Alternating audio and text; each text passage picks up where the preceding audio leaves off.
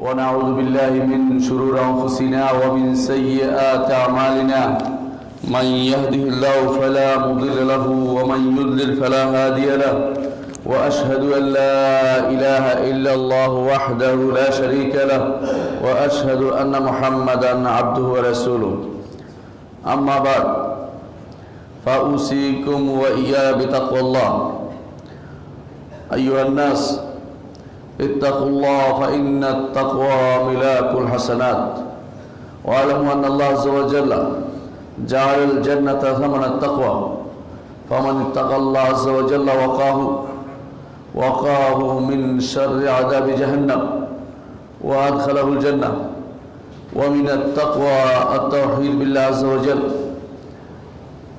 সম্মানিত মুসলিয়ান ইকরাম, আল্লাহ রাব্বুল ইজ্জতের তাকওয়া অবলম্বনের জন্য আমি আমার নিজেকে এবং আপনাদেরকে অনুরোধ করছি। যে ব্যক্তি তাকওয়া অবলম্বন করবে তার জন্য আল্লাহ তাআলা জান্নাতের সুসংবাদ দিয়েছেন। আল্লাহ তাআলা তাকেই জান্নাত দিবেন যে তাকওয়া অবলম্বন করে। আল্লাহ তাআলা কোরআনে কারীমে সেটা স্পষ্ট ঘোষণা করেছেন। তিনি বলেছেন যে তিলকাল জান্নাতুল্লাতী নুরিসু মিন ইবাদিনা মান কানা তাকিয়া, আমার বান্দাদের মাঝে যারা তাকওয়ার অধিকারী তাদেরকে এই জান্নাতের ওয়ারিশ বানাবো। সম্মানিত মুসল্লিয়ান কিরাম, এক সময় আমরা এই জান্নাতে ছিলাম, যে জান্নাতের থেকে আমাদেরকে বের করে দেওয়া হয়েছে অপরাধের কারণে। সুতরাং প্রত্যেকটি মানুষই বোঝা উচিত যে আবার সেই জান্নাতে কিভাবে যেতে পারি। কোরআনে কারীমে আল্লাহ তাআলা ঘোষণা করেছেন, ইহবিতু মিনহা জামিআন ফাইম্মা ইয়াতিয়ান্নাকুম মিন্নী হুদান ফামান তাবিআ হুদায়া ফালা খাউফুন আলাইহিম ওয়ালা হুম ইয়াহজানুন। এখান থেকে তোমরা সবাই বের হয়ে যাও, ঘোষণা দিয়ে বের করে দিলেন জান্নাত থেকে। কিন্তু তিনি আবার বলেও দিলেন যে আমার কাছ থেকে তোমাদের কাছে হেদায়েত আসবে, এই হেদায়েত যে অনুসরণ করবে সে জান্নাতে যেতে পারবে।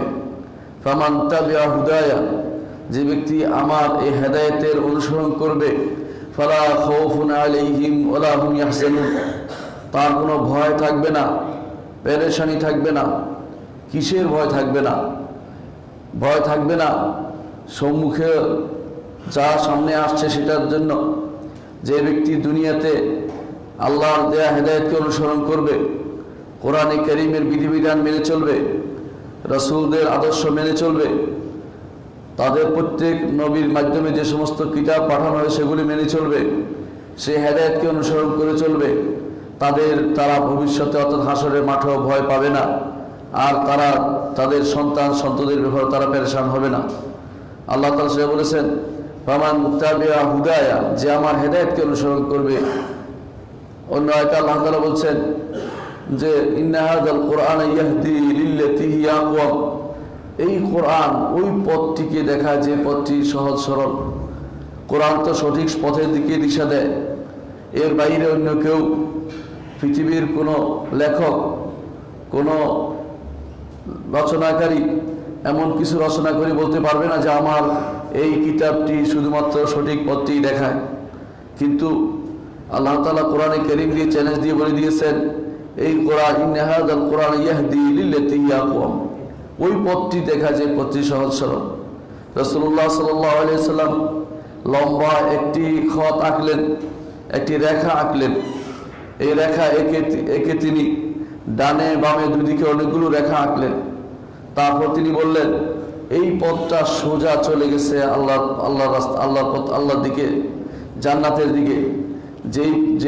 যে ব্যক্তি এই পথটি ধরে চলবে সে জান্নাতে যেতে পারবে। আর যে ব্যক্তি আশেপাশে অনেকগুলো রেখা দেখলেন, এই রেখাগুলোর দিকে চলবে, প্রত্যেকেই বিভ্রান্ত হবে, পথভ্রষ্ট হবে। এই প্রত্যেকটি পথের মধ্যে বসে আছে কিছু শয়তান। তারা বলছে হালুম্মু ইলাইয়া, হালুম্মু ইলাইয়া, হালুম্মু ইলাইয়া, আমার দিকে আসো, আমার দিকে আসো, আমার দিকে আসো।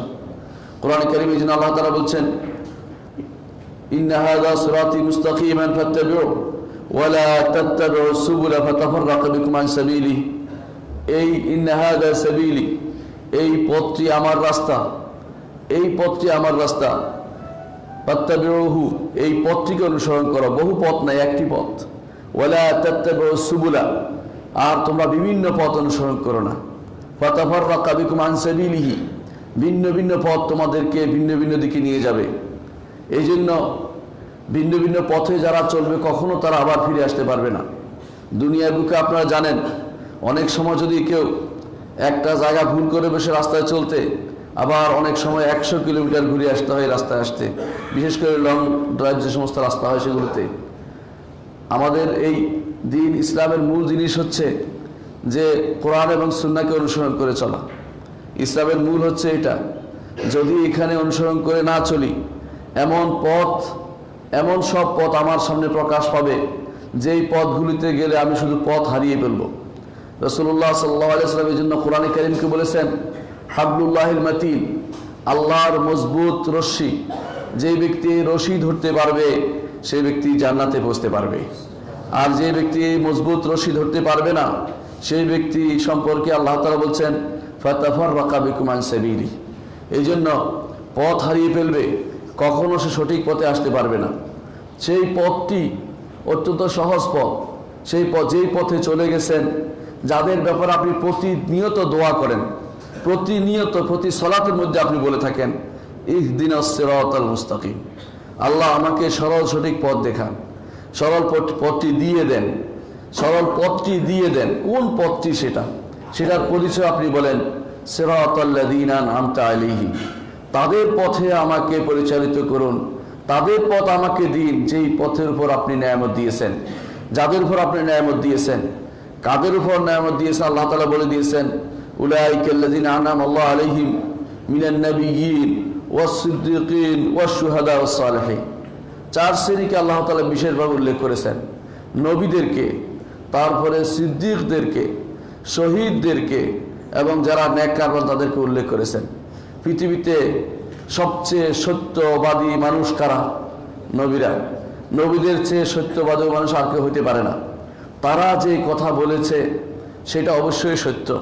ওয়াল্লাযী জাআ বিস-সিদকি ওয়া সাদ্দাকা বিহি উলাইকা হুমুল মুফলিহুন, যারা সত্যকে নিয়েছে, সত্যকে গ্রহণ করে নিয়েছে, এরাই সফল কাম হবে, এরাই তাকওয়ার অধিকারী। এই জন্য সত্যকে সবসময় গ্রহণ করতে হবে। সত্য যারা নিয়ে এসেছেন তারা হচ্ছেন নবীরা। তাদেরকে যারা বিনা বাক্য বয়ে গ্রহণ করে নিয়েছেন তারা হচ্ছেন সিদ্দিক। সিদ্দিক অর্থই হচ্ছে সত্যায়নকারী। তারা সত্যায়ন করে যে কোনো কথাকে, নবীদের কথাকে, কোরআনের কথাকে, রসুলের হাদিসকে যখনই তাদের সামনে আসে তখন তারা বিভিন্ন রকমের অজুহাত খুঁজে না, তারা বলে যে এটাই সত্য, এটাই আমরা মেনে চলবো। যারাই এই কাজটি করে তারা হচ্ছে সিদ্দিক। আবু বকর রাদিয়াল্লাহু আনহু যখন তাকে বলা হলো যে আপনার সাথী তো বলছে এক রাত্রিতে তিনি মেরাজে গিয়ে এক রাত্রি তিনি বাইতুল মাকদিস গিয়েছেন, সেখান থেকে তিনি আকাশে গিয়েছেন, সেখান থেকে ফিরে এসেছেন, তিনি বলেছেন আমার সাথী কি তা বলেছেন? বলে হ্যাঁ তা বলেছেন আমার সাথী যদি বলে থাকে আমি প্রথম বিশ্বাসকারী যে তিনি সত্য কথা বলেছেন। এই জন্য উম্মতের মধ্যে তিনি সিদ্দিক,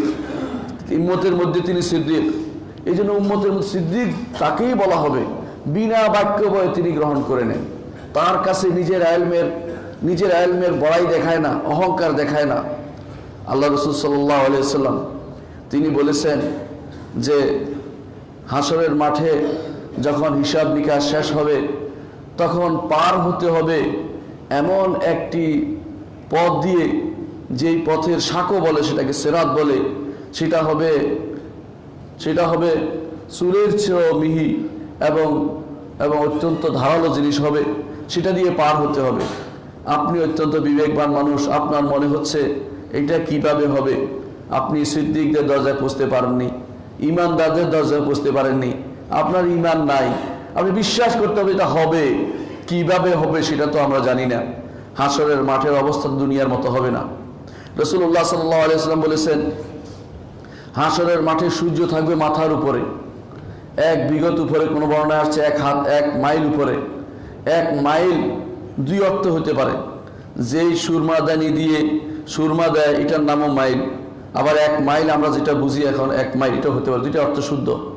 আপনি বড় বৈজ্ঞানিক, আপনার কাছে মনে হচ্ছে যে এইটা কিভাবে হতে পারে, কিভাবে 1 মাইলের মধ্যে আবার থাকতে পারে। আমরা বর্তমানে পৃথিবী যদি কোনো ঘনিয়ে আসতো আমরা কি হয়ে যেতাম, পুড়ে ছাই হয়ে যেতাম। আর যদি দূরে সরে যেত আমরা বরফ হয়ে যেতাম। আমরা এটা কিভাবে মানতে পারি? আপনার ঈমান নাই। আপনাকে ঈমান রাখতে হবে যে রাসূলুল্লাহ সাল্লাল্লাহু আলাইহি ওয়াসাল্লাম বলেছেন যা তা সত্য। আপনি একজন বড় ডাক্তার, আপনার কাছে মনে হয়েছে রাসূলুল্লাহ সাল্লাল্লাহু আলাইহি ওয়াসাল্লাম বলেছেন যে মাছির 1 ডানায় আরোগ্য আছে আর 1 ডানায় রোগ আছে। আপনি বড় ডাক্তার হিসেবে আপনার মনে হলো আমি তো পরীক্ষা করে কিছু খুঁজে পাইনি, কিভাবে ঈমান রাখি? আপনার ঈমান নাই, আপনি ঈমানদার হতে পারেননি। সিদ্দিকীনের দরজা দূরের কথা, আপনি ঈমানদারই হতে পারেননি। তাহলে আপনাকে বিশ্বাস করতে হবে আমার নবী মুহাম্মদ রাসূলুল্লাহ সাল্লাল্লাহু আলাইহি ওয়াসাল্লাম যা বলেছেন তা সত্য। আপনি অনেক বড় বৈজ্ঞানিক হয়ে গেছেন, আপনি শুধু দেখা জিনিস বিশ্বাস করেন। আপনি দেখছেন কবরস্থ মানুষকে কবরের সব কিছু বাঘে খেয়ে ফেলছে, শিয়াল খেয়ে ফেলছে। কখন প্রশ্ন করা হয় বিভিন্ন রকম প্রশ্ন তুলছেন। আমার নবী বলেছেন যখন কবরে দেয়া হয় তখন সেখানে ফেরেশতারা আসে, তাকে উঠিয়ে বসায় জিজ্ঞাসা করে ফায়ুকাইদানিহি, তাকে 3টি প্রশ্ন করে মান রাব্বুকা ওয়া মা দীনুকা ওয়া মান নাবিয়ুকা আল্লাযী উরসিলা ইলাইকুম। জিজ্ঞাসা করে 3টি প্রশ্ন, তোমার রবকে, তোমার দ্বীনকে, কোন নবী সে যাকে তোমার কাছে পাঠানো হয়েছিল। যদি উত্তর দিতে পারে তাহলে তাকে বলা হবে আফরিশু লাহু মিনাল জান্নাহ, জান্নাত থেকে তার দরজা পথ করে দাও তার জন্য। আর যদি কোনো উত্তর দিতে না পারে বলা হবে আফরিশু লাহু মিনান নার, জাহান্নামের আগুন তার জন্য ব্যবস্থাপনা করে দাও। আপনি বড় বৈজ্ঞানিক হয়ে গেছেন, আপনার চোখের সামনে যখন এই হাদিসগুলি বলা হয় আপনি বললেন যে যাকে বাঘে খেয়ে ফেলবে তার কি বিধান, যাকে পোড়ে ফেলবে তার কি বিধান। আপনি মনের ভিতরে অনেক কিছু নিয়ে আসলেন, বিভিন্নভাবে আল্লাহর শরীয়তকে অবজ্ঞা করতে শিখলেন। আপনার ঈমান নেই, আপনি ঈমানদার হতে পারেননি, ঈমানদার হতে পারেননি। তাহলে আপনি সরল সঠিক পথে চলবেন কি করে? সরল সঠিক পথে চলতে হলে আপনাকে সর্বপ্রথম যে জিনিসটা করতে হবে সেটা আকীদা বিশুদ্ধ করতে হবে, বিশুদ্ধ করতে হবে। বিশুদ্ধ আকীদার কি শর্ত সেই জিনিসগুলো জানতে হবে। যে আমার আপনার না দেখে কিছু জিনিসকে মেনে নিতে হয়, না দেখে মেনে নেওয়ার নাম। অনেক কিছু আছে পৃথিবীতে, জ্ঞানের উৎস 3টি। একটি হচ্ছে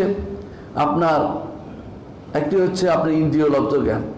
আপনি ইন্দ্রিয় দিয়ে দেখেন, পঞ্চ ইন্দ্রিয়ের মাধ্যমে জ্ঞান লাভ করেন আপনি। যেমন চোখ দিয়ে, নাক দিয়ে, ত্বক দিয়ে, অনুরূপভাবে কান দিয়ে, এবং আপনি বিভিন্নভাবে পঞ্চ ইন্দ্রিয় চক্ষু, কর্ণ, নাসিকা, জিহ্বা, ত্বক এগুলো দিয়ে আপনি অর্জন করেন জ্ঞান।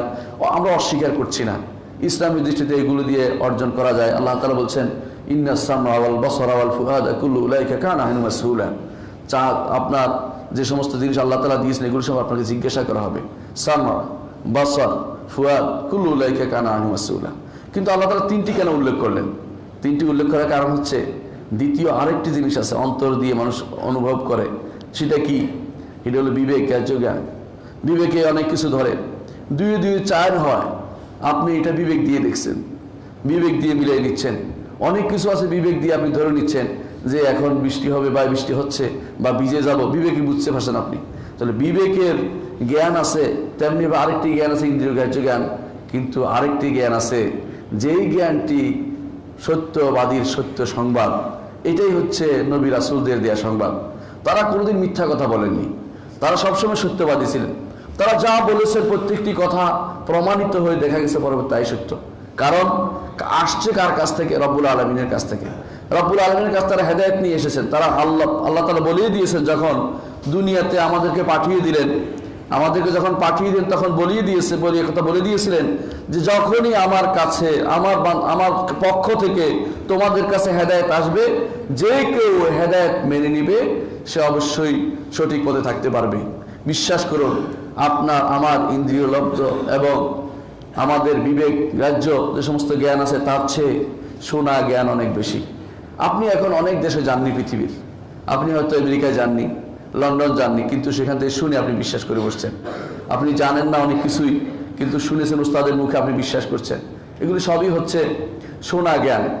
শোনা জ্ঞানের মধ্যে সত্য জ্ঞান যেটা সবচেয়ে বেশি সত্য, এটা হচ্ছে যা নবী রাসূলগণ বলেছেন এবং যা নবী রাসূলগণ তাদের হাতে করে নিয়ে এসেছেন অথবা তাদের কাছে ওয়াহী হিসাবে আসছে। এইটার নাম হচ্ছে ওয়াহির জ্ঞান। ওয়াহির জ্ঞানের চেয়ে শক্তিশালী আর কোনো জ্ঞান হতে পারে না। এই শক্তিশালী জ্ঞান যারা অর্জন করতে পারেনি তারা দুনিয়াকে দুর্ভাগা। কারণ দুনিয়ার বুকে একটি গরু বা একটি প্রাণী সেও কিন্তু কিছুদিন পর প্রশিক্ষিত হয়ে যায়।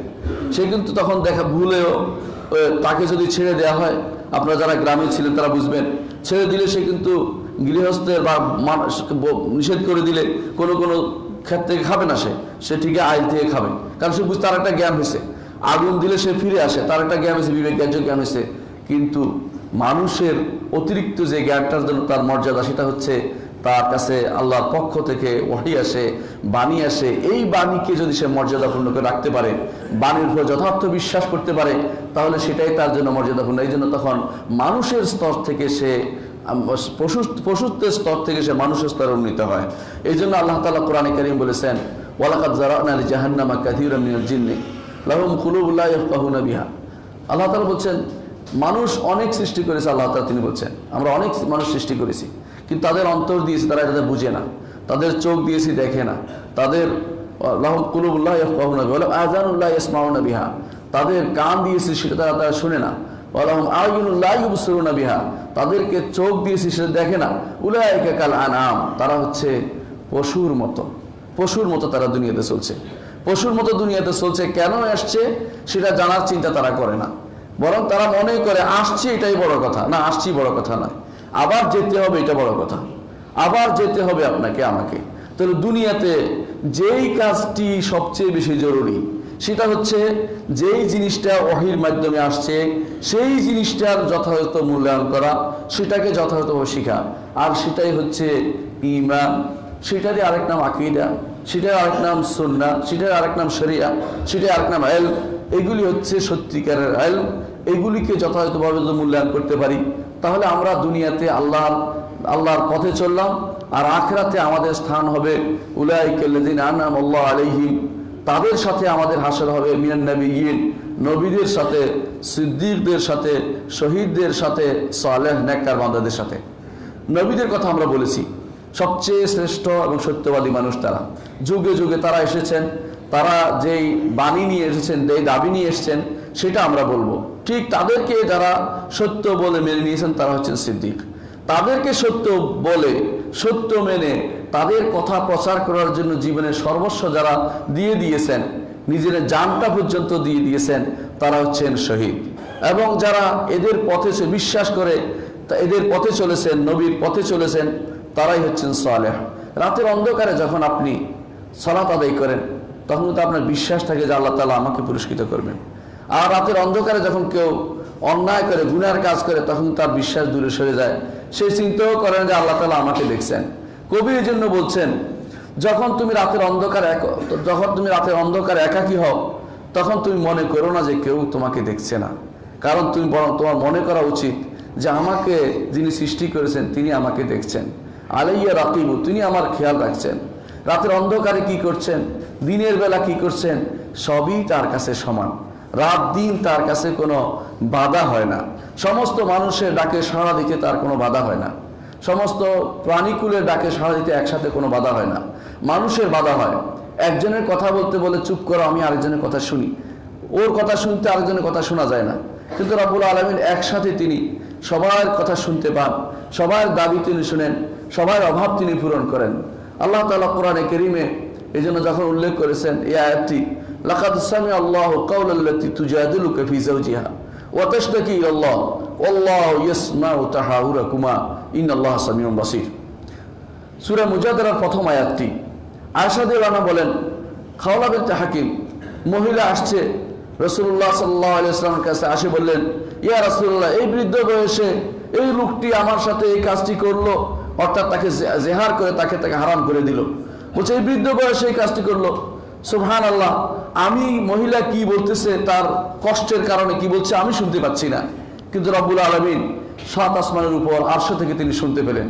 শুনতে পেয়ে তিনি আয়াত নাজিল করলেন। তিনি বললেন, লাকাদ সামিআ আল্লাহু কাওলাল্লাতী তুজাদিলুকা ফী যাওজিহা, অবশ্যই অবশ্যই আল্লাহ শুনেছেন ওই মহিলার কথা, যে মহিলা আপনার সাথে ঝগড়া করছে, আলোচনা করছে যে আমার কি হবে, এই বৃদ্ধ বয়সে আমাকে এই লোকটি তালাক দিয়ে দিল, আমার এখন কোথায় যাওয়ার কি আছে, আমার কি করার আছে। এই জাতীয় আল্লাহ তাআলা শুনে ফেলেন সপ্ত আসমানের উপর থেকে।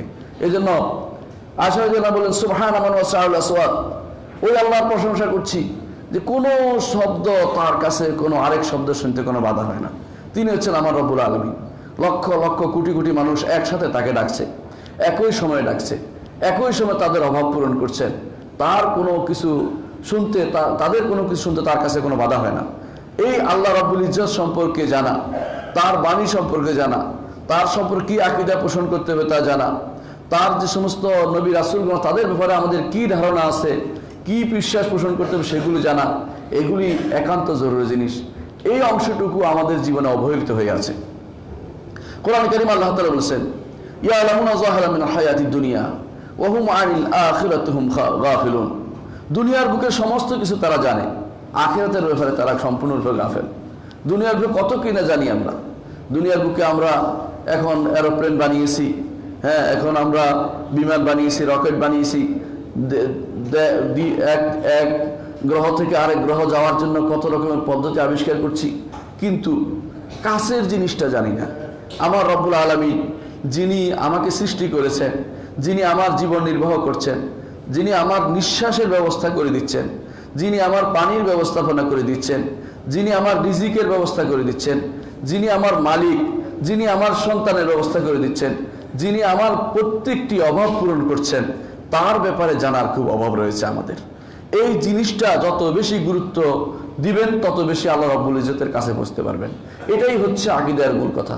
এই জন্য প্রথমে আমাদেরকে আল্লাহর দ্বীন সম্পর্কে পরিপূর্ণভাবে জ্ঞান অর্জন করতে হবে। এই দ্বীনের ইলম সম্পর্কে জানতে হবে, রাসূল সম্পর্কে জানতে হবে, আল্লাহ সম্পর্কে জানতে হবে। তিনটি জিনিসই মূলত ইলম, তিনটি জিনিস ইলম। এই জন্য কবরে গেলে তিনটি প্রশ্নই করা হবে, কবরে গেলেও তিনটি প্রশ্ন করা হবে। চিন্তা করে দেখুন, আপনি যদি মুখস্থ করে যান উত্তর দিতে পারবেন না। আপনি যদি কোনো এই নিয়ে ভিন্ন কোনো পদ্ধতি অবলম্বন করেন লাভ হবে না, নকল সেখানে চলে না। আপনাকে সেখানে অবশ্যই জেনে শুনে উত্তর দিতে হবে। যদি দুনিয়ার বুকে আল্লাহকে রব মেনে থাকেন, যদি দুনিয়ার বুকে দ্বীন ইসলামকে আমার জীবনের একমাত্র আদর্শ মনে করে থাকি এবং জীবন বিধান মনে করে থাকি এবং জীবন বিধান পরিপূর্ণভাবে আমি ইসলামের উপর নিজেকে ঢুকিয়ে থাকি, পরিপূর্ণ ইসলামের ভিতরে প্রবেশ করে থাকি নিজেকে, এবং যদি মুহাম্মদুর রাসূলুল্লাহ সাল্লাল্লাহু আলাইহি ওয়াসাল্লাম তিনি আমার আদর্শ হয়ে থাকেন, তাহলে সেখানে আপনার মুখ থেকে অটোমেটিকলি বের হবে উত্তর রব্বি আল্লাহ ওয়া দীনিল ইসলাম ওয়া নবী মুহাম্মদ সাল্লাল্লাহু আলাইহি ওয়াসাল্লাম। আর যদি আপনি এই তিনটি জিনিসের উপর চলতে না পারি, তাহলে আপনি দুনিয়াতে জ্ঞান অর্জন করতে পারেননি, আপনি জ্ঞানী হতে পারেননি। কিরকম? দুনিয়াতে মূলত যেই জ্ঞানটা অর্জন করা ফরজ আইন প্রত্যেকটি মানুষের, তা হচ্ছে এই তিনটি। একটা হচ্ছে আল্লাহ সম্পর্কে জানা, আরেকটা হচ্ছে নবী সম্পর্কে জানা, আরেকটা হচ্ছে দ্বীন ইসলাম সম্পর্কে জানা। এর বাইরে জানতে আপনাকে আমরা নিষেধ করি না, কিন্তু এই তিনটি জ্ঞান জানতেই হবে। এটাই রাসূলুল্লাহ সাল্লাল্লাহু আলাইহি ওয়াসাল্লাম এটা সম্পর্কে বলেছেন তালাবুল ইলমি ফরিদাতুন আলা কুল্লি মুসলিম। প্রত্যেকটি মুসলিম নরনারীর উপরে এই ইলম তলব করা ফরজ। এই ইলমের বিকল্প কোনো কিছু নেই। অন্য ইলম আপনার প্রয়োজন হতেও পারে, নাও হতে পারে, কিন্তু আপনি যেহেতু আল্লাহর কাছে ফিরে যাবেন, এই তিনটির উত্তর আপনাকে দিতেই হবে। এই তিনটির উত্তর নিয়ে সার্বক্ষণিক আমাদের গবেষণা করা উচিত। আপনার আমার চিন্তা করা উচিত যে কোনোভাবেই যেন আমার রবের চিনার ক্ষেত্রে আমার কোনো ত্রুটি না হয়, আমার দ্বীন বুঝার ক্ষেত্রে আমার যেন কোনো ত্রুটি না হয়, মুহাম্মদ রাসূলুল্লাহ সাল্লাল্লাহু আলাইহি ওয়াসাল্লামের ভালোবাসা এবং তার অনুসরণের ক্ষেত্রে কোনো ত্রুটি যেন না হয়। এই চিন্তা আমাদের জীবনের সর্বক্ষণিক পাথে হতে হবে। এরপরে আপনি দুনিয়ার অনেক কিছু শিখেন, কোনো আপত্তি নেই, করতেই পারেন, অনেক কিছু আপনি জানতে পারবেন, আপনার দ্বারা দুনিয়ার খেদমত হবে, কোনো সমস্যা নেই। কারণ মানব জীবনের মানুষের সৃষ্টির উদ্দেশ্য তিনটি। একটি হচ্ছে ইস্তিখলাফ। ইস্তিখলাফ অর্থ হচ্ছে যে দুনিয়ার বুকে এক প্রতিনিধিত্ব করা, একদল চলে যাবে আরেক দল থাকবে, বাবা চলে যাবে সন্তান থাকবে, এতে কোনো সন্দেহ নেই। আরেকটা ইস্তিমার, দুনিয়াকে আবাদ করা, এটাও আপনার দ্বারা হবে, এটাও আপনার দ্বারা হবে। আর একটা হচ্ছে আল ইস্তেবাদ, একমাত্র আল্লাহর উবুদিয়ত, আল্লাহর দাসত্ব করা। এই তিনটি জিনিস আপনার দ্বারা হলে আপনি সত্যিকারের পারফেক্ট মানুষ। কিন্তু যেটা আপনার না হলে না, সেটা হচ্ছে আল্লাহর দাস যদি না হতে পারেন, আপনাকে সৃষ্টি করার যে উদ্দেশ্য তা ব্যাহত হবে। আল্লাহ তাআলা বলে দিয়েছেন ওমা খালাকতুল জিন্না ওয়াল ইনসা ইল্লা লিয়াবুদুন, জিন এবং মানবকে আমার ইবাদতের জন্য সৃষ্টি করেছি। অন্য সবাই কি তোর ইবাদত করে না? আল্লাহ তাআলা অন্য সবাইকে বলেছেন সবাই কিন্তু আল্লাহর দাস। ইন কুল্লু মান ফিস সামাওয়াতি ওয়াল আরদি ইল্লা আতির রহমানি আবদা। আসমান জমিনে যা কিছু আছে সবই আল্লাহর দাস। কেমন দাস? দাস দুই ধরনের। এক ধরনের দাস হচ্ছে উইলিংলি ইবাদত করে, দাসত্ব করে। আর ধরনের দাস হচ্ছে না পারতে দাসত্ব করে। কিরকম?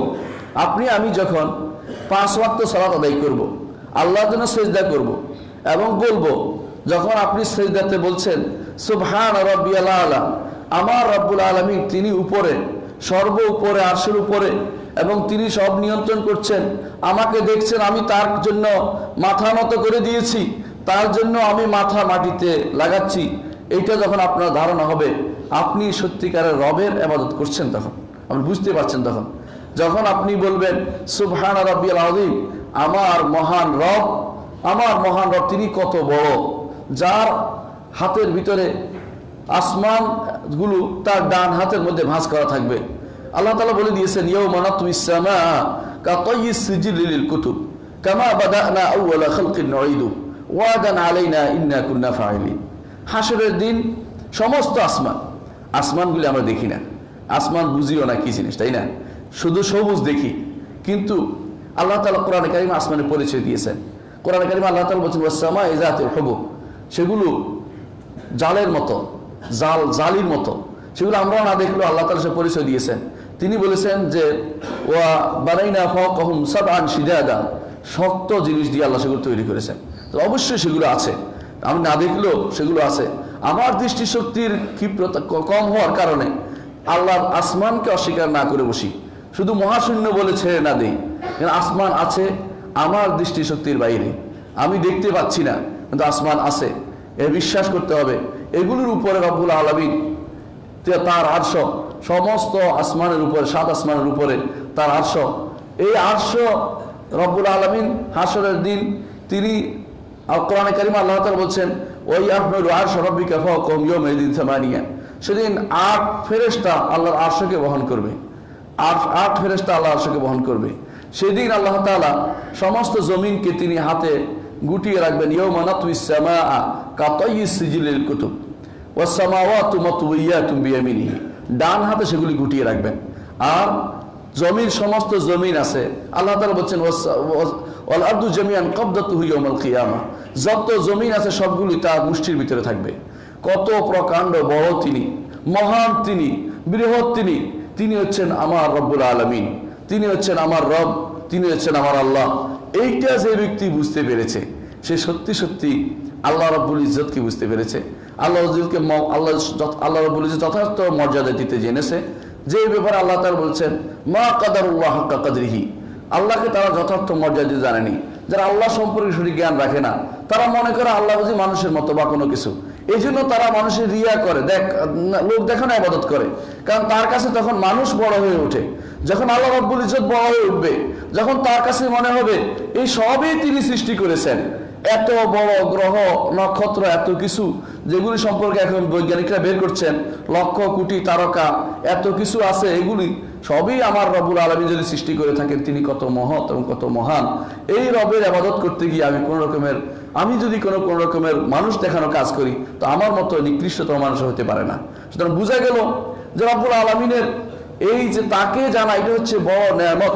আল্লাহকে জানতে পারে না, যদি এটাকে জানতে না পারি, দুনিয়া আসার মূল উদ্দেশ্য। এই জন্য ওমা খালাকতুল জিন্না ওয়াল ইনসা ইল্লা লিয়াবুদুন, ইবাদত করার জন্য আল্লাহ তাআলা আমাদের সৃষ্টি করেছেন। সবাই ইবাদত করে। কেমন ইবাদত করে? দাসত্ব কাজ হইল নিবের কথার বাইরে যেতে পারে না। আপনি, আমি, হিন্দু, মুসলিম, বৌদ্ধ, যত পৃথিবীতে মানুষ আছে সবাই তার একটি ইবাদত করতে বাধ্য, সেটা হচ্ছে যে প্রাকৃতিক নিয়মকে লঙ্ঘন করতে পারে না। মৃত্যু তাকে পেতেই হয়, মৃত্যু তার সামনে আসেই। আবার দেখেন তার অসুখ হয়, জ্বর হয়, সমস্যা হয়, তাহলে বোঝা গেল সে ইচ্ছা করলেই আল্লাহর নির্দেশের বাইরে নয়।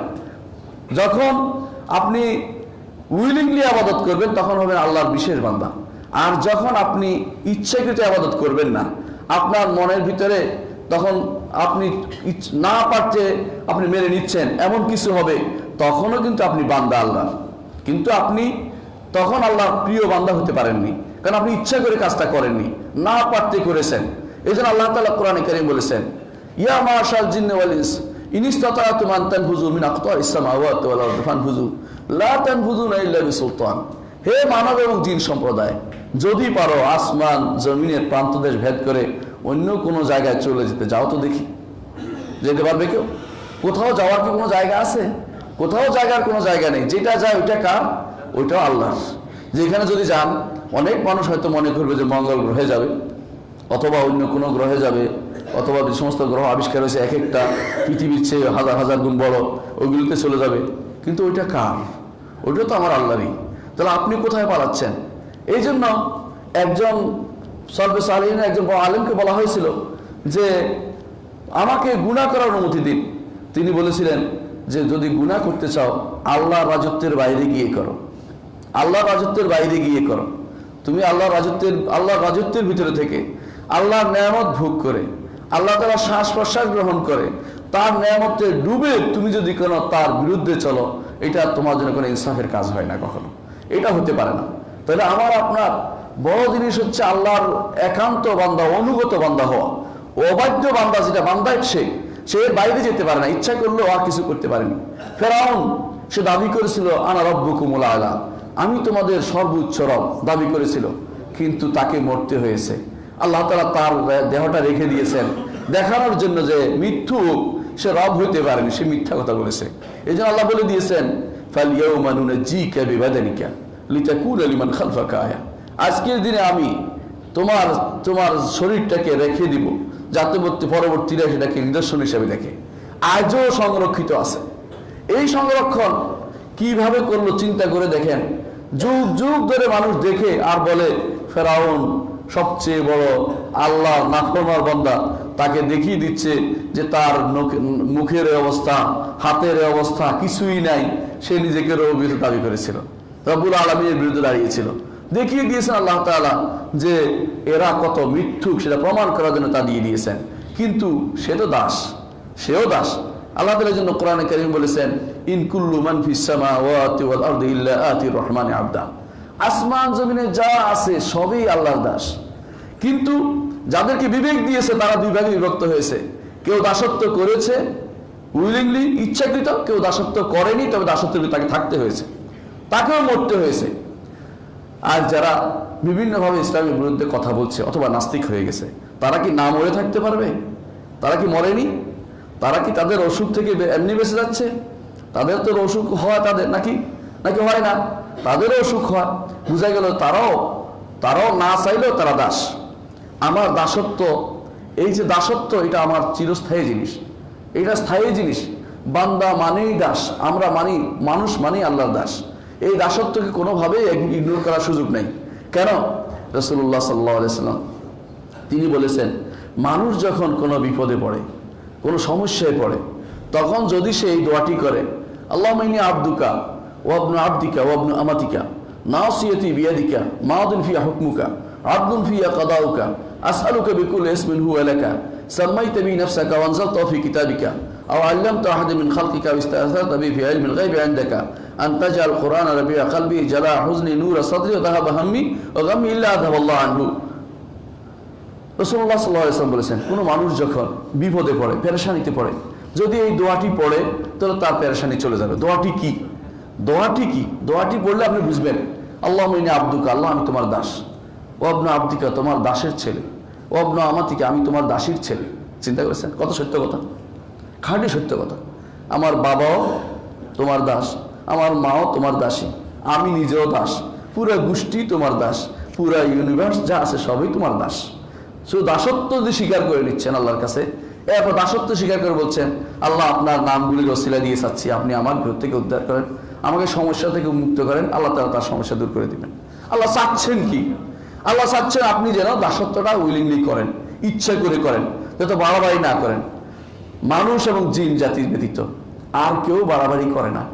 প্রত্যেকটি যাদেরকে আল্লাহ তাআলা সামান্যতম জিনিস দিয়ে, তারাও কিন্তু আল্লাহর কথা শুনে চলে।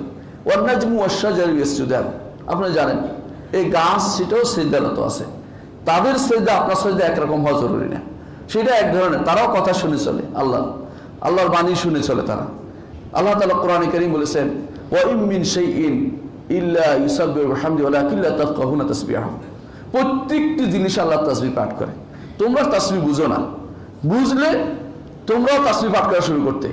হ্যাঁ, কখনো কখনো আল্লাহ তাআলা কোনো কোনো বান্দাকে সেটা শুনিয়ে দিয়েছেন। যে চিন্তা করে দেখুন, দাউদ আলাইহিস সালাতু ওয়াস সালাম, আল্লাহ তাআলা বলছেন ইয়া জিবালু আউবি মাহু ওয়াত-তায়র, হে পাহাড় তুমিও জিকির করো দাউদের সাথে, হে পাখি তোমরাও জিকির করো। যিনি পাখির ভাষা বুঝতেন সুলাইমান পাখির ভাষা বুঝতেন, এবং তিনি যখন পাখির ভাষা বুঝতেন, হুদহুদের ভাষা শুনেছেন, বুঝেছেন, এমনকি তিনি পিঁপড়ার ভাষাও বুঝেছেন, পিঁপড়া কি বলছে তাও বুঝতেন। কারণ আল্লাহ তাআলা তিনি যখন আল্লাহ তাআলার আনুগত্য প্রকাশ করলেন, আল্লাহ তাআলা তাকে এত কিছু আরো বাড়িয়ে দিলেন। আল্লাহ তাআলার জন্য তিনি ত্যাগ করলেন। কি ত্যাগ করলেন? ডানাওয়ালা অনেকগুলো ঘোড়া নিয়ে আসা হলো তার দরবারে। সেগুলো দেখতে দেখলে তিনি আসরের নামাজ তার ছুটে যায়। তিনি বললেন যে ইন্নী আহবাবতু হুব্বাল খায়রি আন যিকরি রাব্বি হাত্তা তাওয়ারাত বিল হিজাব রুদ্দুহা আলাইয়া ফাতাফাকা মাসহাম বিসসুক ওয়াল আনাম। ডেকে আনো এগুলোকে, একটা একটা করে এগুলো ডানা কেটে দিলেন, যে যেগুলি আল্লাহর পথে বাধা হয় এগুলি আমি রাখবো না। এগুলি দেখতে গিয়ে আমি আল্লাহর বিরুদ্ধে চলেছি। আপনি আমি চিন্তা করেন, আল্লাহর বিরুদ্ধে কত কিছুতে আমি ব্যস্ত থাকি। রাতের বেলা যখন অন্ধকারে বসে বসে টিপছেন, ফজরের সালাত বাদ পড়ে যাচ্ছে, আল্লাহর বিরুদ্ধে চলছে না? আপনার টিভি দেখতেছেন, বিভিন্ন চ্যানেলে হারাম জিনিস দেখছেন, আল্লাহর বিরুদ্ধে চলছেন না? এগুলি আল্লাহকে খুশি করার জন্য এগুলি আমাদের পরিত্যাগ করা উচিত। এগুলি পরিত্যাগ করলে আপনার অন্তরে শান্তি আসবে, প্রশান্তি আসবে, ঘরে শান্তি আসবে। আপনার সন্তানরা আপনাকে চক্ষু সিক্তকারী হয়ে যাবে, আপনার সন্তানরা, কারণ আপনার সন্তান নষ্ট হচ্ছে এগুলির কারণে। তখন আমি যেটা বলছিলাম, যখন সুলাইমান আলাইহিস সালাতু ওয়াস সালাম এগুলি ছেড়ে দিলেন যে এগুলি আমার লাগবে না, আল্লাহ সন্তুষ্টি আমার জন্য যথেষ্ট, আল্লাহ তাআলা কি বললেন? সাখখারনা লাহুর রিহ, বাতাস তার অনুগত করে দিলাম। বাতাসকে বলতো যে আমাকে এদিকে নিয়ে যাও, বাতাসে নিয়ে যেত। বিমানের মতো তেল লাগতো না, আপনার ফুয়েল লাগে না, এমনি নিয়ে যেত যেখানে ইচ্ছে। শুধু একা নয়, সেনাবাহিনী সহ নিয়ে যাচ্ছে। এরকম কেন দেয়া হয়েছে? আল্লাহর জন্য ছেড়ে দেওয়ার কারণে। সুতরাং ওই ব্যক্তি সৌভাগ্যবান, যেই ব্যক্তি আল্লাহর জন্য অনুগত হবে ইচ্ছাকৃত। কিছু মানুষ অনিচ্ছাকৃত হয়, কেমন জানেন? সারা জীবন অন্যায় করেছে, মরার সময় দেখছে মরে তো যেতেই হচ্ছে, তখন বলে ওরে এটা দাও, আর মসজিদে এটা, মাদ্রাসা ওইটা, অমুকখানে এটা করো। এটা কিন্তু ইচ্ছা করে দেয়া হচ্ছে না। এই জন্য রাসূলুল্লাহ সাল্লাল্লাহু আলাইহি ওয়াসাল্লাম বলেছেন যে এই মৃত্যুর সময় কর্মকাণ্ড আল্লাহ দ্বারা কবুল হবে না, ঈমানটাও কবুল হচ্ছে না। ঈমানটাও তখন নসিব, যদি না থাকে ঈমান কবুল হবে না, তওবাও কবুল হবে না ওই সময়। কারণ এই সময় আপনি আখিরাতের পথ দেখে ফেলছেন। আপনার সামনে ফেরেশতারা নিয়ে আসছে, হায়ানত নিয়ে আসছে, কাপড় নিয়ে আসছে, আপনাকে মারছে, থাপ্পড় দিচ্ছে, আপনার জান বের করার জন্য সারা শরীর থেকে টেনে বের করতেছে রাসূলুল্লাহ হাদিস অনুসারে জানটাকে। যারা জালেম, তাদের বিশেষ করে যারা ফাজির ফাসিক, তাদের জান বের করার জন্য সারা ইয়াদরিবুনা উজুহাহুম ওয়া আদবারহুম, আল্লাহ তাআলা বলছেন মুখের উপরে মারে, পিছনে মারতে সারা শরীরে পালিয়ে গেছে রুটা, সারা শরীর থেকে টেনে বের করে বর্ষার মতো কাটার মতো টেনে বের করে নিয়ে আসতেছে। এই সময় আপনি বলবেন যে অমুকের এটা দাও, আল্লাহ তাআলা তখন সেখানকার কোনো কিছু গ্রহণ করবেন না। তো উইলিংলি ইবাদত করতে হবে। ওই ব্যক্তি আল্লাহর কাছে বেশি প্রিয় যে ব্যক্তি আল্লাহর বড় একান্তভাবে নিজে মন খুলে আল্লাহর ইবাদত আসক্ত করছে, এবং সেজদার মধ্যে মনে করছে যে এই সেজদাটা আমার জীবনের বড় প্রাপ্তি, বড় সময়। এটা হয়তো এমনও হতে পারে যেটা রাসূলুল্লাহ সাল্লাল্লাহু আলাইহি ওয়াসাল্লাম বলেছেন, কিয়ামতের আগে একটা সময় আসবে, একটা সেজদা হবে দুনিয়া এবং তার মধ্যে যা আছে তা থেকে উত্তম। কেন? মানুষ দুনিয়াদার হয়ে যাবে, দুনিয়া দিয়ে ব্যস্ত হয়ে যাবে, সেজদা দেওয়ার সময় থাকবে না। মানুষ প্রয়োজন, আপনি আমার পক্ষ থেকে হজ করে আসেন। অনেক মানুষকে আমি দেখি উমরার জন্য পাঠায়, হজের জন্য পাঠাইছে, কে অমুকে পাঠাইছে, উনি আসেন না কেন? উনি ব্যস্ত দুনিয়া নিয়ে, এবং আল্লাহর জন্য সেজদা করার সময় পাচ্ছেন না। মনে রাখবেন, এটা হচ্ছে বড় নেয়ামত।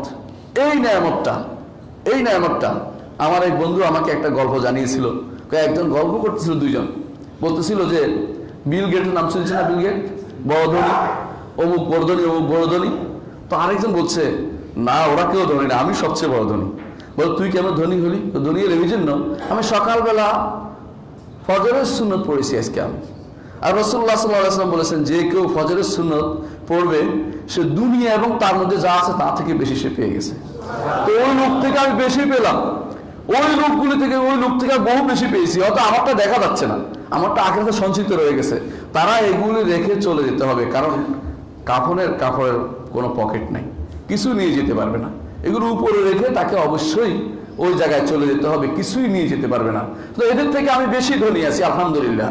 আলহামদুলিল্লাহ, যে ব্যক্তি আল্লাহর জন্য নিজে ইবাদত করতে পারছে এই সময়, সেই ব্যক্তি সত্যিকারের বান্দা, সেই ব্যক্তি আল্লাহর কাছে বেশি প্রিয় হবে। কিন্তু এর বাইরে অনেক কিছু ইবাদত করে, অনেকেই বাধ্য না অবাধ্য হয়ে ইবাদত করে, সেটা আল্লাহর কাছে গ্রহণযোগ্য ইবাদত নয়। এই জন্য আল্লাহর কাছে গ্রহণযোগ্য ইবাদত কোনটা হবে, আল্লাহর ইবাদত কিভাবে হবে, কোন বিশ্বাস আমাদের গ্রহণ করতে হবে, অনেক কিছু আছে। আপনি ইবাদত করছেন আল্লাহ, সাথে আরেকজনের করছেন, হ্যাঁ, আল্লাহর ইবাদত করেন, অন্যদেরও করেন, আল্লাহ আপনার ইবাদত নিবেন না। রাসূলুল্লাহ সাল্লাল্লাহু আলাইহি ওয়াসাল্লাম বলেছেন, হাদিসে কুদসিতে আল্লাহ তাআলা বলেন, আনা আগনা শুরাকা আনিশ শিরক মান আমিলা আমালান আশরাকা ফীহি মাই গায়রি তারাকতুহু ওয়া শিরকাহু। আমি যাবতীয় অংশীদারের অংশ নেওয়া থেকে আমি মুক্ত। দুনিয়ার মুক্তি কি করেন আপনারা? যদি অংশীদারি ব্যবসা করেন, আমার ব্যবসা ঠিক বুঝে নাও, পাই পয়সা বুঝে নেন, যে আমার অংশটা আমাকে দিয়ে দেন, আপনারটা আপনি যাই করেন, আমাকে হিসাব করে দেন, হিসাব কষে দেন। আল্লাহ তাআলা বলছেন, না, আমি অংশীদার অংশ নেই না। কেউ যদি কোনো অংশীদার করে আমার সাথে কোনো কাজের, তাহলে আমি তাকে ছেড়ে দিই, ওইটাও ছেড়ে দিই, আমার অংশীদার দরকার না। আমারও দিতে হলে পুরোটা দিতে হবে, আল্লাহকে দিতে হলে পুরোটা দিতে হবে। আল্লাহকে দিতে হলে জীবনের প্রত্যেকটি জিনিস আল্লাহর জন্য হতে হবে, যেটা আল্লাহ তাআলা আমাদের ঘোষণা করে জানিয়ে দিয়েছেন। রাসূলকে বলছেন বলতে, কুল ইন্না সলাতি ওয়া নুসুকি ওয়া মাহইয়ায়া ওয়া মামাতি লিল্লাহি রাব্বিল আলামিন। বলুন, ইন্না সলাতি, আমার সালাত, ওয়া নুসুকি, আমার যাবতীয় ইবাদত, নুসুক তো কোরবানিও ইবাদত, দুটাই শুদ্ধ, ওয়া মাহইয়ায়া, আমার জীবন আমার মরণ আল্লাহর জন্য। কাকে বলছে? সাইয়্যিদুল খালক মুহাম্মদুর রাসূলুল্লাহ সাল্লাল্লাহু আলাইহি ওয়াসাল্লামকে, যার ব্যাপারে সন্দেহ করার কোনো প্রশ্নই আসে না। তিনি এটার উপরেই ছিলেন সারা জীবন, যার কোনো বিরাট বিত্ত বৈভব ছিল না, শুধুমাত্র ছিল একটা খাট, যাতে শুইলে দাগ করে দিত গায়ের মধ্যে। এরকম এই ব্যক্তিকে আল্লাহ তাআলা বলছেন, এই ব্যক্তিকে বলছেন, কুল ইন্না সলাতি ওয়া নুসুকি ওয়া মাহইয়া ওয়া মামাতি লিল্লাহি রাব্বিল আলামিন, যে আমার জীবন, আমার মরণ, আমার যে দুনিয়া, আমার দুনিয়ার ইবাদত যত কিছু আছে, আমার সবকিছু একমাত্র আল্লাহ তাআলার জন্য আমি নিবেদন করছি। লা শারীকা লাহু, তার কোনো শরীক নেই। ওয়া বিযালিকা উমিরতু, এইটা নির্দেশ আমাকে দেয়া হয়েছে। দুনিয়ার বুকে এই নির্দেশ আমাকে দেয়া হচ্ছে। এটা প্রথম জিনিস, যে আমার আল্লাহর সাথে কাউকে কোনো রকমই শরীক করা যাবে না। এই জিনিসটা আমাদের মনে রাখতে হবে। ইবাদতে অবশ্যই পারফেক্ট, সমস্ত দাসত্ব আমি তারই করব, আর কারো দাসত্ব করব না। আমার দাসত্ব পাবে একমাত্র রব্বুল আলামিন, আমার দাসত্ব পাবে তিনি ব্যতীত আর কেউ দাসত্বের কোনো অংশ আমার পেলে আমার জীবন দুনিয়াতে যেমন শেষ হয়ে যাবে, আখিরাতেও আমার জীবনে কোনো কাজ লাগবে না। দুনিয়াতে হয়তো কিছুদিন আপনি কারো দাসত্ব করে কিছু টাকা পয়সা নিলেন, কিন্তু এটা কিন্তু শেষ পর্যন্ত আপনার বিরুদ্ধে যাবে, এটা কিন্তু বেশি দিন ব্যবহার করতে পারবেন না। দেখেন না কিছু মানুষ কি করেছে, নফসের দাসত্ব করে লক্ষ কোটি টাকা জোগাড় করেছে, তাই না? পরে এগুলি কিন্তু আবার কিন্তু তাদের থেকে চলে গেছে ইতিমধ্যে, শুনছেন আপনারা বিভিন্নভাবে, বিভিন্ন মাধ্যমে। কেউ তো কেটে ফেলে দিতে হয়েছে, রাখতে পারেনি, কেউ ব্যাংকেও নিতে পারছে না, চোরের মতো পালিয়ে বেড়াচ্ছে। কি খবর? আপনি তো কিছুদিন আগে বড় পয়সাওয়ালা হয়ে গেছিলেন, এখন কই? এগুলি কোনো শান্তি, এগুলিতে কোনো আরাম হবে না। আরাম হবে একমাত্র রব্বুল আলামিনের দাসত্ব, একটি সেজদা, তার জন্য একটি সেজদা করেছেন, তিনি আপনার কোনো কিছু নষ্ট করবেন না। ইন্নাল্লাহা লা ইউযিউ আজরুল মুহসিনিন, আল্লাহ তাআলার জন্য যদি কোনো কিছু করা হয়, এটা কখনো নষ্ট হয় না। কুল্লু শাইইন হালিকুন ইল্লা ওয়াজহা, এই আয়াতের তাফসীর বলা হচ্ছে, বিশুদ্ধ তাফসীর এটা, যে আল্লাহর জন্য যা করা হবে তা কখনো ধ্বংস হবে না, আর মানুষের জন্য দুনিয়ার কোনো উদ্দেশ্য করবে সে ধ্বংস হবে। আপনি আমি অনেক সময় দান করি খোটা দেওয়ার জিনিস জানেন কিরকম খোটা দেয়? তোকে না কালকে দিয়েছিলাম, তোকে না কালকে ওটা দিয়েছিলাম, তোর গোষ্ঠীকে না ওটা করেছি, আমি ওটা করেছি। আপনি কিন্তু খোটা দিয়ে সব বরবাদ করে দিয়েছেন। বোঝা গেল যে আপনার আগের থেকে নিয়ত খারাপ ছিল। কেন নিয়ত খারাপ ছিল? খোটা দেওয়ার প্রবণতা ওই সময় আসে। এই জন্য আল্লাহ তাআলা বলছেন, লা তুবতিলু সাদাকাতুকুম বিল মান্নি ওয়াল আদা, যে খোটা দিয়ে তুমি সদকা নষ্ট করো না। ওই সময় আসে, আগে থেকে নিয়ত থাকে যে পরবর্তী তাদের উপকৃত হব, তার দ্বারা কোনো কাজে লাগবে আমার। কিন্তু যদি লিল্লাহ হতো, আপনি চিন্তা করতেন না, তার খোটা চিন্তা করতেন না। আপনি যখন 5 টাকা কোনো ফকিরকে দেন, আপনি কিন্তু চিন্তা করেন না আরেকদিন ফকিরকে পাইলে বলবো তুই আমার কিছু একটা করে দিস, বলেন না কেন? এটা ঠিকই দিচ্ছেন, যেহেতু কম টাকার জিনিস। কিন্তু কোনো মানুষকে দেওয়ার পর আপনি চিন্তা করেন যে আমার একটু উপকার করে দিই পরবর্তীতে, অথবা আমার পক্ষে আসবে, আমাকে ভোট দেবে, আমার এই করবে সেই করবে। যখন এরকম চিন্তা করবেন, এটা আসলে আল্লাহর জন্য হয় নাই, আপনার নিজের নফসের জন্য হয়েছে, নিজের আত্মার প্রশান্তির জন্য হয়েছে। এই জন্য সেখানে কিছুই পাওয়া যাবে না, সেখানে কিছুই পাওয়া যাবে না, শুধুমাত্র নিজের দান কষ্টই সার, এখানে কোনো কিছু আপনার নসিব হবে না। এই জন্য অবশ্যই যখন আপনি দান করবেন আপনার আত্মীয় স্বজন ভাই ব্রাদারকে, চিন্তা করবেন যে আল্লাহর ওয়াস্তে দিয়েছি, পিছনের দিকে তাকাবেন না, আবার কি খরচ হলো কাকে দিলেন চিন্তা করবেন না। বরং এই জন্য রাসূলুল্লাহ সাল্লাল্লাহু আলাইহি ওয়াসাল্লাম হাদিসে এসেছে যে হাসরের মাঠে আরশের নিচে ছায়া পাবে এমন একটি শ্রেণী যারা ডান হাতে কি দিল বাম হাত জানতে পারলো না। ওই সময় তো তা হবে যখন আপনি পিছনের দিকে তাকাবেন না, কে দিল কার হাতে দিলে পড়লো সেটা সে তাকাবে না। কারণ সত্যিকারের বান্দা হতে হলে আল্লাহ, সত্যিকারের বান্দা হতে হলে আল্লাহ, আল্লাহর দাসত্বটাকে মাথার কাছে রাখতে হবে সবসময়। আল্লাহ তাআলার যে আমি তারকে খুশি করার জন্য সবকিছু করছি, আর কাউকে খুশি করার জন্য আমি কিছু করব না। ইল্লাবতিগা ওয়াজহি রাব্বিল আলা ওয়া লা সাউফা ইয়ারদা। আবু বকর রাদিয়াল্লাহু আনহু আয়াত নাযিল হয়েছে যে তিনি তো শুধু দান করে, দুনিয়ার কোনো উদ্দেশ্যে দান করে না, তিনি আল্লাহ রাব্বুল ইজ্জতের সন্তুষ্টির জন্য দান করেন। কেমন সিদ্দিক যে আবু বকর রাদিয়াল্লাহু আনহু তিনি যখন বিভিন্ন দাসগুলোকে মুক্ত করছিলেন, দাসগুলোকে তারা দাসত্বর কথায় ছিল তখনকার সময় জাহিলিয়াতে, এগুলোকে কিনে কিনে আল্লাহর রাস্তায় দিয়ে দিচ্ছিলেন যে তোমরা মুক্ত, তোমরা মুক্ত বলে দিচ্ছিলেন। বেলাল রাদিয়াল্লাহু আনহুকে অনুরূপভাবে আরো যে সমস্ত তাদেরকে কিনে কিনে মুক্ত করে দিচ্ছিলেন। তার বাবা বৃদ্ধ মানুষ বলতেছে এদেরকে দিয়ে কি লাভ হবে, শক্তিশালী দেখে দেখে কিছু করতে পরবর্তী তোমার কাজে লাগতো। তিনি বললেন যে না, আমি তো আল্লাহর জন্য করছি। আল্লাহ তাআলা আয়াত নাজিল করে দিলেন, আল্লাহ তাআলা আয়াত নাজিল করে দিলেন যে তার কাছে কারো কিছু পাওয়ার জন্য সে করে না, ইল্লাবতিগা ওয়াজহি রাব্বিল আলা, একমাত্র আল্লাহর সন্তুষ্টির জন্য করে। ওয়ালা সাউফা ইয়ারদা, অবশ্যই অবশ্যই অচিরেই সে সন্তোষ লাভ করবে। আবু বকর রাদিয়াল্লাহু আনহু তার জন্য জান্নাতের ঘোষণা হয়ে গেল। কেন? সে আল্লাহর জন্য করেছে। আপনি আমি দাসত্ব করলে, আল্লাহর দাসত্ব করতে হবে আমাদেরকে, আর কারো দাসত্ব নয়। দুনিয়ার বুকে আর কারো দাসত্ব করার অর্থই হচ্ছে আপনার আমার জীবনটাকে বেহুদা নষ্ট করে দেয়া, এবং সেটাকে এমন জায়গায় নষ্ট করার থেকে ফিরে আর কোনো সুযোগ পাবেন না আপনি। এক এক দিন আপনার জীবনের মূল্যবান সময়, এক একটা দিন, আগামী দিন বাঁচবেন কিনা আপনি বলতে পারেন না। আজকে যেহেতু আপনার সময়টা, এই সময়টাকে ইবাদতে লাগান। প্রত্যেকটি মুহূর্ত আমরা আল্লাহ দাসত্বের মধ্যে কাটাই, এটার মধ্যে শান্তি রয়েছে। এটা হলে কি হবে, এমন এক জীবন আসবে যে জীবনের কোনো শেষ নেই, যে জীবনের কোনো শেষ নেই। সেই জীবনে আল্লাহ তাআলা আপনার জন্য যা বরাদ্দ রেখেছেন সেটা হচ্ছে লা খাউফুন আলাইহিম ওয়া লা হুম ইয়াহজানুন। কোনো দিন সেখানে কোনো ভয় থাকবে না, পেরেশানি থাকবে না, সেখানে শুধু শান্তি আর শান্তি। মৃত্যু নেই, সেখানে কোনো মৃত্যু নেই। সেখানে সর্বশেষ যে জান্নাতে যাবে তার হবে দুনিয়ার মতো 10 গুণ, দুনিয়ার মতো 10 গুণ সে পাবে। সুতরাং আপনার আমার সেই পথে যেতে হবে যেই পথে চললে আমরা সেই রাস্তাটা পেতে পারি, সেই জায়গাটা পেতে, চিরস্থায়ী আমাদের বাড়িটা, চিরস্থায়ী জায়গাটা আমরা পেতে পারি। সেরকম পথে চলার জন্য আমাদেরকে অবশ্যই এই আল্লাহর দাসত্বকে গ্রহণ করে নিতে হবে যে আমি আমার আল্লাহর দাসত্ব করব, তার কথা মেনে চলবো। দুনিয়ার বুকে তার দাসত্ব যতক্ষণ পর্যন্ত আমরা প্রতিষ্ঠা করতে না পারবো আমাদের জীবন ব্যর্থ হবে। এই জন্য প্রথম কাজ হবে যে স্বীকৃতি দেয়া, আমি আল্লাহ, আমি তোমার আল্লাহ, আমি তোমার আল্লাহ, আমি তোমার দাস, আমি তোমার দাস। এই জন্য বলতেই হয় যে আল্লাহ আমি তোমার দাস, আল্লাহ মিনা আব্দুকা ওয়া ইবনা আব্দিকা, বলে আল্লাহ আমি তোমার দাস। দাসত্ব স্বীকৃতি দেওয়াটা হচ্ছে ঈমানদারের কাজ। রাসূলুল্লাহ সাল্লাল্লাহু আলাইহি ওয়াসাল্লাম তিনি তার কাছে জিবরিল এসে বললেন যে আল্লাহ তাআলা আপনাকে 2টা অপশন দিচ্ছেন। একটা হচ্ছে আপনি কি বাদশাহ এবং রাসূল হবেন, না দাস এবং রাসূল হবেন, 2টা দেখেন। তখন জিবরিল আলাইহিস সালামের দিকে তাকালেন, কাল মুস্তাশির, জিবরিল তুমি বলো আমি কি করব, আমি তো চিন্তা করতে পারছি না কি করব। জিবরিল মাথা নত করলেন, বুঝালেন যে আপনি নিচুটা নেন, আপনি বড় হবেন। জিবরিল আলাইহিস তখন রাসূলুল্লাহ সাল্লাল্লাহু আলাইহি ওয়াসাল্লাম বলে দিলেন বাল আবদান রাসূলান, আমি দাস এবং রাসূল হতে চাই, দাস এবং রাসূল হতে চাই, বাল আবদান রাসূলান। তখন আল্লাহ তাআলা তাকে কি রাজত্ব দেননি? দিয়েছেন, কিন্তু মর্যাদা বাড়িয়ে দিলেন।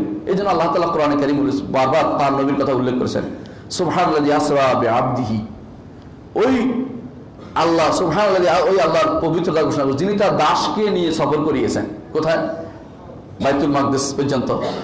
আবার বলেছেন আন্নাহু লাম্মা কামা আব্দুল্লাহ ইয়াদউহু কাদু ইয়াকুনুনা আলাইহি লিবাদা। আল্লাহর বান্দা যখন দাঁড়ায়, আল্লাহর দাস যখন দাঁড়ায় আল্লাহর জন্য সালাতে, তখন হুমড়ি খেয়ে পড়ে ইয়ার জিনেরা তার উপরে। আল্লাহ তাআলা উল্লেখ করলেন কি হিসেবে? নবীকে দাস হিসেবে উল্লেখ করেছেন। আবার উল্লেখ করেছেন ওয়া ইন কুনতুম ফি রাইবিম মিম্মা নাযালনা আলা আবদিনা, আমি আমার দাসের উপরে যা নাজিল করেছি, আমি আমার আব্দের উপরে যা নাজিল করেছি, এবার তোমাদের সন্দেহ থাকে তাহলে তোমরা একটা নিয়ে আসো তো দেখি। শব্দটা উল্লেখ করেছেন দাস। কেন? এই দাসত্বই হচ্ছে মর্যাদার সোপান। যত নিচু হতে পারবেন আল্লাহ তত আপনাকে উপরে উঠাতে পারবে। সেটা হচ্ছে রাসূলুল্লাহ সাল্লাল্লাহু আলাইহি ওয়াসাল্লাম বাণী, মান তাওয়াদা লিল্লাহি রাফাহুল্লাহ, আল্লাহর জন্য যে বিনয় হবে আল্লাহ তাকে অবশ্যই উপরে উঠাবেন। সম্মানিত মুসল্লিয়ানে কেরাম, বলছিলাম আল্লাহর সবচেয়ে প্রিয় বান্দা হলো নবীগণ। তারা আল্লাহর দাসত্ব দিয়ে নিজেদেরকে শ্রেষ্ঠত্বে নিয়ে গেছে, আল্লাহর দাসত্ব গ্রহণ করে শ্রেষ্ঠত্বে নিয়ে গেছে। তারপরে হচ্ছে সিদ্দিকগণ, তারাও কিন্তু আল্লাহর দাসত্ব গ্রহণ করে শ্রেষ্ঠত্বে চলে গেছে। তারপর হচ্ছেন শহীদগণ, আল্লাহর এমন দাসত্ব করেছেন, বিশ্বাস করেছেন, চোখের সামনে জান্নাত তাদের ফুটে উঠছে, যে কোনো কথা নাই, এখনই আমার মৃত্যু যেন হয়ে যাবে, এরকম কাজ করেছেন। কোন সাহাবী এসে বলছেন, ইয়া রাসূলুল্লাহ, আমি যদি এই যুদ্ধে মারা যাই কোথায়? তো জান্নাতে যাবে। যুদ্ধে মরে গেছেন, ইসলাম গ্রহণ করেছেন, যুদ্ধে মরে গেছেন, বেশিক্ষণ হয়নি। কোন সাহাবী বলছেন এক ওয়াক্ত সালাতও পড়ার সুযোগ পাননি, এর আগেই তো চলে গেল লোকটা জান্নাতে। এরকম দাসত্ব যখন আপনার সত্যিকারের প্রতিষ্ঠিত হবে, আল্লাহ তাআলা আপনার জন্য সুসংবাদই থাকবে। আল্লাহর নেককার বান্দারা যখন ইবাদত করে রাতের অন্ধকারে, তারা কিন্তু সেরকম মজাই পায়, আনন্দই পায়। শেখ হুসাইন ইবনে তাইমিয়া রাহমাতুল্লাহ আলাইহি তিনি আকীদা এবং আল্লাহর দাসত্ব, বিশুদ্ধ আকীদা এবং দাসত্বের কথা বলতে গিয়ে বলেছেন যে কখনো কখনো আমার অন্তরে এমন অবস্থা আসে, এত আনন্দ আসে, এই আনন্দের কথা মনে হলে আমি আমার বলি যে যদি দুনিয়ার রাজা বাদশারা, দুনিয়ার আমির ওমরাও জানতে পারতো আমার অন্তরে কি আনন্দ, লাজাদারুনা বিসিয়ুফ, তরবারি নিয়ে আমাকে মারতে আসতো যে ওইটা আমার দিয়ে দেয়। কিন্তু ওটা দেয়ার জিনিস না, ওইটা আনন্দ অনুভবের জিনিস। এই দাসত্ব যেদিন অনুভব করতে পারবো আমরা, এই দাসত্বের আনন্দ যেদিন মন্ত্রে আসবে, সেদিন সত্যিকারের বন্ধ হতে পারবো। সুতরাং আমাদেরকে সেই দাসত্বের মর্যাদায় আসি। দাসত্বটা মর্যাদাপূর্ণ দাসত্ব, এক ব্যক্তি, সেটা হচ্ছে একজনের দাসত্ব, সবাই নয়। সবাই দাসত্ব যে ব্যক্তি করবে সে মর্যাদাহীন হবে। আল্লাহ তাআলা কোরআনে কারীম বলেছেন এই জন্য যে রাজুলান সালামান লিরাজুলিন রাজুলান ফি শুরাকা মুতাশাকিসুন, একজন একজনের দাস, এটা হচ্ছে আল্লাহ তাআলার দাস যেটা। আর একজন বহুজনের দাস, দুনিয়ার কখনো টাকার দাস, কখনো সম্পদের দাস, কখনো সে কোনো দুনিয়ার কত কিছু আছে, কত কিছু দাসত্ব প্রকাশ করতেছে। হাদিসে রাসূলুল্লাহ সাল্লাল্লাহু আলাইহি ওয়াসাল্লাম বলেই দিয়েছেন, তায়েস আব্দুদ দিনার, তায়েস আব্দুদ দিরহাম, তার ধ্বংস হোক টাকার দাস, ধ্বংস হোক দিরহামের দাস, ধ্বংস হোক কাপড়ের দাস। কেউ কাপড় পরে তার দিকে তাকিয়ে থাকে অহংকার বশত, এটাও কিন্তু আছে। আপনি দেখবেন জীবনে সালাত আদায় করে না, ঈদের দিন দেখবেন যে এমন এক জামা কাপড় পরে বসে আছে, পরে ফ্যামিলি নিয়ে চলে আসছে সালাত আদায় করতে, জীবনে কিন্তু সালাত আদায় করে না। ওই ব্যক্তি দাসত্ব আল্লাহর দরবারে গ্রহণযোগ্য, সে সুন্দর করে পরিপাটি ৩-৪ জন নিয়ে বসে আছে, তারা তার জন্য পাইকরিয়াদা নিয়ে পাহারা দিচ্ছে। ওই দাসত্ব না, ওগুলো হচ্ছে নিজের অহংকার প্রতিষ্ঠা করা, অহংকার প্রতিষ্ঠা করা। আল্লাহর দাসত্ব করতে এত কিছু লাগে না। মুহাম্মদ রাসূলুল্লাহ সাল্লাল্লাহু আলাইহি ওয়াসাল্লাম তিনি কেমন দাসত্ব করেছেন, সেজদা দিয়েছেন, কাদা লেগেছেন কপালে, কিছু মনে করেননি, সালাত আদায় করেছেন, আল্লাহর কাছে এটা গ্রহণযোগ্য হয়েছে। কারণ সেরকম এত সুন্দর ব্যবস্থাপনা ছিল না। আর আমরা এত ব্যবস্থা পাই আল্লাহ দাসত্ব করতে পারি না, আমাদের জন্য দুর্ভাগ্য। এই জন্য আমাদের চেষ্টা করতে আল্লাহ দাসত্ব যেন আমরা নিজের জীবনে সত্যিকারের দাসত্ব প্রতিষ্ঠা করতে পারি, সমস্ত দাসত্ব থেকে মুক্ত হয়ে একমাত্র এক সপ্তাহ দাসত্ব করতে পারি, সে তৌফিক যেন আল্লাহ তাআলা আমাদের দান করেন। আমিন। আলা ওয়াসাল্লু আলা সাইয়্যিদিল বাশারিয়া মুহাম্মদ ইবনে আব্দুল্লাহ কামা আমারাল্লাহু আযজা ওয়া জাল্লা ফি কিতাবিহি ওয়া সান্না বিমালাইকাতিল মুসাব্বিহাতিল কুদসি وثلث بكم أيها المؤمنون فقال تعالى مخبرا وعامرا إن الله وملائكته يصلون على النبي يا أيها الذين آمنوا صلوا عليه وسلموا تسليما وقال النبي صلى الله عليه وسلم من صلى علي مرة صلى الله عليه بها عشرا فاللهم صل على محمد وعلى آل محمد كما صليت على إبراهيم وعلى آل إبراهيم إنك حميد مجيد اللهم بارك على محمد وعلى آل محمد كما باركت على إبراهيم وعلى آل إبراهيم إنك حميد مجيد اللهم ارض عن الخلفاء الراشدين أبي بكر وعمر وعثمان وعلي وعن سائر الصحابة والتابعين رضوان الله عليهم أجمعين اللهم اغفر لنا ولإخواننا الذين سبقونا بالإيمان ولا تجعل في قلوبنا غلا للذين آمنوا ربنا إنك رؤوف رحيم اللهم انصر المسلمين في كل مكان وأيدهم بتأييدك يا رحمن আল্লাহ পৃথিবীর আনাচে কানাচে মুসলিমদেরকে তুমি সাহায্য করো আল্লাহ। আল্লাহ তাদেরকে তুমি বিপদ থেকে উদ্ধার করো আল্লাহ। আল্লাহ তাদের উপরে সমস্ত জুলুম যাচ্ছে, জুলুম থেকে তাদের নিষ্কৃতি দাও আল্লাহ। আমাদের ভাইরা বিভিন্ন জায়গাতে আল্লাহ কষ্ট পাচ্ছে, তাদের কষ্ট থেকে উদ্ধার করো আল্লাহ। আল্লাহ আমাদেরকে তাদের সাহায্য করার তৌফিক দান করো আল্লাহ।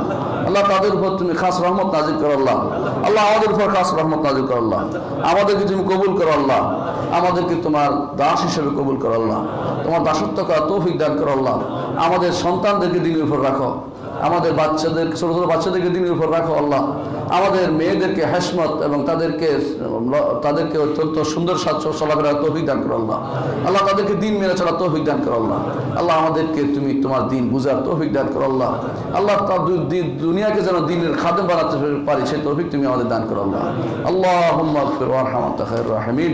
ইবাদাল্লাহ رحمكم الله إن الله يأمر بالعدل والإحسان وإيتاء ذي القربى وينهى عن الفحشاء والمنكر والبغي يعظكم لعلكم تذكرون ولذكر الله أكبر والله يعلم ما تصنعون.